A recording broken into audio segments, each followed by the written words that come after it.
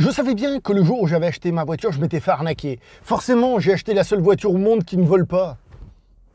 Bienvenue chez le beau parleur de l'action et du ciné d'auteur. Bonjour à vous les cinéphiles et bienvenue dans cette critique en post-projection en direct de la voiture. Et si ce n'est pas le meilleur endroit pour parler du film Fast and Furious numéro 9, Fast 9, Fast 9, comme il est après in the US, you know, F9, FF9 pour casser les bonbons aux vieux gamers que j'étais, on va dire plutôt. Donc le 9e volet de la saga Fast and Furious, plus on rappelle aussi le spin-off Hobbs & Shaw. Le retour de Justin Lin à la réalisation. Justin Lin qui, rappelons, est celui qui a créé la nouvelle identité Fast and Furious, hein. C'est-à-dire à partir du 5e surtout. Il avait commencé avec le 4, mais pour moi c'est vraiment le 5e qui a vraiment donné toutes les clés de ce qu'allait devenir Fast and Furious.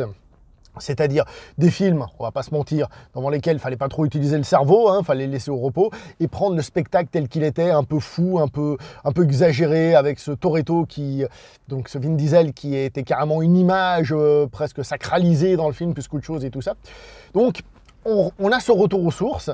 Je tiens à préciser que je dis qu'il fallait laisser le cerveau dans le vestiaire, mais personnellement, j'ai bien aimé le 5, le 6, le 7, hein, le 7 réalisé donc, alors le 5 et le 6 réalisé par Justin Lin, le 7 réalisé par James Wan qui faisait encore mieux que Justin Lin, et ensuite on avait le 8 qui lui m'avait un peu déçu, les éléments étaient là, mais ça ne fonctionnait pas, je me souviens que je le regardais, j'étais en mode, ouais, bof, ouais.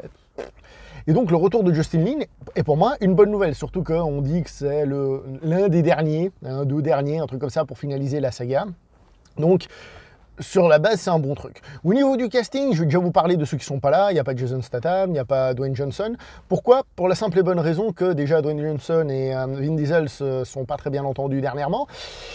À cause de Hobbs & Shaw, parce que paraît-il, Dwayne Johnson voulait faire Hobbs & Shaw. Lui, il a dit, attends, d'abord on finit la saga, ma saga, où je suis le héros, la méga star, où je vous domine tous. Et lui, il a fait, enfin, Dwayne Johnson a fait, non, je veux le faire. Et du coup, paraît-il, ils se sont engueulés, etc. Est-ce que c'est pour ça qu'ils n'apparaissent pas? Sans doute, hein. Après il y a sans doute plein d'explications scénaristiques, entre autres le fait qu'ils soient occupés ailleurs, etc. Mais en tout cas, ils ne sont pas là. Alors au niveau du casting, on va vite dire ce qu'il y a. Donc bon, Vin Diesel qui refait The Vin Diesel. On a John Cena comme nouvelle recrue qui fait Jacob Toretto, hein, c'est pas une surprise, donc le frère de Vin Diesel et qui va être donc le méchant de l'épisode. Précisons quand même que je trouve qu'il se débrouille vachement bien dans ce film. Alors, il faut relativiser, hein. C'est pas du tout un rôle dans lequel on va lui demander de nous faire une interprétation de folie spéciale ou quoi que ce soit, non. Mais il joue bien de son physique, de sa présence, etc. Et ça passe plutôt très bien, j'ai trouvé. Et d'ailleurs, je reviens aussi du coup sur Vin Diesel, qui lui aussi, encore une fois, c'est pas qu'il fasse une interprétation d'acteur de folie hein, dans cette saga. Et en fait, j'ai repensé à Schwarzenegger, et ce que j'ai déjà dit plusieurs fois dans les vidéos, en fait, c'est que ce sont des acteurs qui sont utilisés comme des icônes. On joue sur leur charisme, sur leur physique, sur leur présence, plus que sur le pur acting en mode fais semblant que tu pleures, fais semblant que tu es heureux, fais semblant que tu es triste, fais semblant, enfin tout ce que tu veux. Pleurer et triste, généralement, ça en même temps. Ou alors tu peux pleurer de joie, mais du coup tu es heureux. Enfin bref, ils sont bien utilisés. On retrouve donc aussi des personnages comme Michelle Rodriguez, hein, donc Letty. On a Tyrese Gibson qui reprend son personnage de Roman Pierce. Et on a donc Jordana Brewster qui reprend le personnage de Mia Toretto, donc la sœur de Dominic Toretto, donc de Vin Diesel. Et c'est un peu logique parce que comme il y a Jacob et c'est le frère de Vin Diesel, il fallait aussi un peu que le personnage revienne. Le personnage qui revient alors qu'il est censé être avec le personnage de Paul Walker, l'acteur qui lui est décédé, et dans la saga il lui avait rendu un super hommage, franchement super cool, super bien géré. Est-ce que du coup ils allaient faire revenir le personnage? Non, et trouver une excuse un peu bidon pour pas qu'il soit là, vraiment un peu bidon en mode vas-y gage-des, hein. Mais bon c'est cool, hein, il fallait pas le faire revenir le personnage sous aucune façon, mais ouais, du coup, c'est un petit peu tiré par les poils des fesses. Je précise quand même que l'actrice, donc Jordana Brewster, pas terrible comme actrice hein, dans le film. C'est un peu... Bon, bref. Donc, comme je disais, la saga Fast and Furious, c'est toujours une saga dans laquelle il fallait vraiment pas trop se poser de questions sur la logique des choses et des machins. Et c'est assez difficile à évaluer comme film, parce que autant je prends du plaisir, autant je voyais les défauts. Et au niveau des défauts, de l'exagération et tout ça, bah ce film, il est dans l'exagération. Mais jusqu'à quel point les gens vont tolérer ces défauts? Est-ce qu'ils vont tout tolérer? Est-ce qu'ils vont accepter certains trucs, pas d'autres? Parce que ce film va encore plus loin, encore plus loin. Et ouais, franchement, je vous donne un exemple tout con. Il y a une mine qui explose. D'accord? Une mine, vous savez, là où il faut mettre le pied, ça fait boum. Un mec est à côté de la mine. Il fait juste de tomber, mais la mine, elle fait décoller carrément un camion. Vous voyez un peu le rapport inversé. Au bout d'un moment, il y a une voiture qui se la joue Tarzan. Alors, c'est pas une liane, je sais plus en quoi c'est, mais pas crédible du tout. Et, alors, il y en a beaucoup qui me l'ont dit. J'avais entrevu la bande-annonce, j'avais pas fait spécialement attention. Je sais pas si c'était en la bande-annonce, mais vu le nombre de gens qui me l'ont dit, c'est que ça doit être le cas. Au bout d'un moment, et il y a une voiture dans l'espace. Et j'hallucine moi-même. Ils vont avec une voiture dans l'espace. Une voiture. Alors certes, semble-t-il qu'elle a été retravaillée à gauche, à droite et tout, mais une voiture quand même. Et les mecs, bon, certes, ils ont un uniforme de cosmonaute plus proche de Star Trek, j'ai envie de dire, la série d'origine, sans manquer de respect parce que j'aime beaucoup Star Trek, mais pour dire quoi. Et il y a plein de trucs comme ça qui sont illogiques. Avec l'arrivée du frère de Toretto, donc, ce film va beaucoup plus aussi développer le passé de ce personnage-là, avec des jeunes acteurs qui sont, ma foi, corrects, hein, je veux dire, par rapport au truc.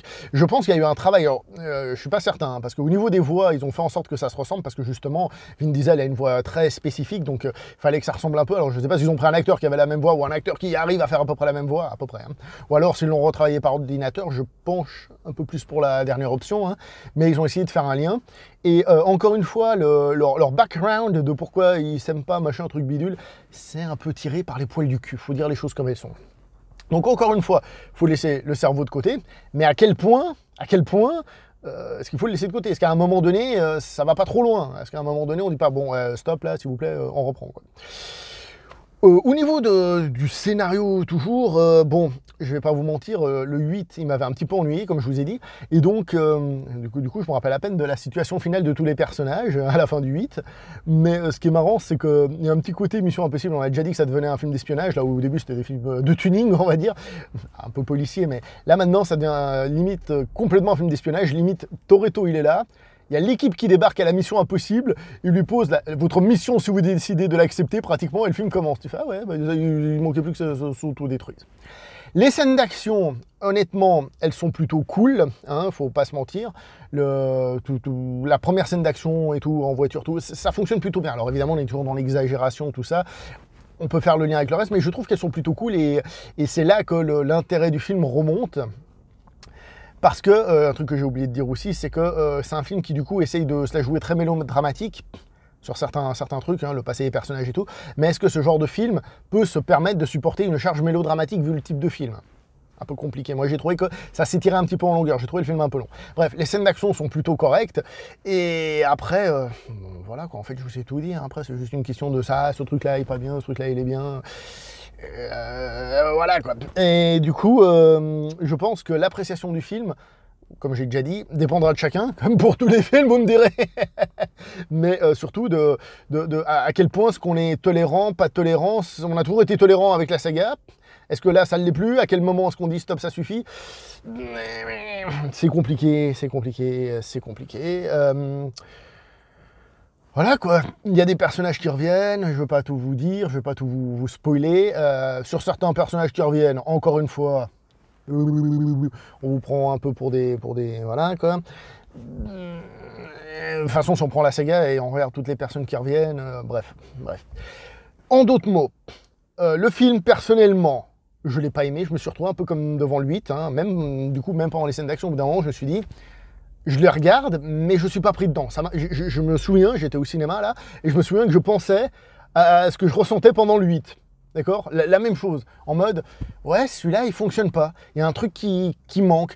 Peut-être que, je sais pas, ils veulent faire plus de démesure, mais pas plus de démesure dans la manière de filmer. Moi, j'ai trouvé que, par exemple, il y avait moins de plans, bam, tape à l'œil au niveau de la mise en scène. Vous savez, la bagnole qui dérape, boum, qui arrive sur l'objectif, et d'autres trucs. J'ai trouvé que c'était un peu moins intense, et comme le reste, c'est pas vraiment ce qui fonctionne le mieux, pour pas dire tout le contraire, et du coup, j'avoue que celui-là, je l'ai pas aimé. Je suis déçu, je voulais l'aimer, mais je ne l'ai pas aimé. Donc voilà, j'ai pas grand chose à dire de plus sur le film, donc je vais m'arrêter là. N'oubliez pas, s'il vous plaît, le like et le partage, tout ça, très très rapidement. Fast and Furious, les mecs, et le MOF dans le RER, non, ça. Bref, la cloche, tout ça, d'accord. Et si vous voulez que la chaîne soit aussi balèze que Dominique Toretto, hein, on compte sur vous, parce que si vous faites pas ça, va plutôt ressembler à moi, c'est-à-dire être toute flasque. Hein, et ce serait con. Hein. Allez, Merci à vous d'avoir regardé, portez-vous bien et ciao tout le monde.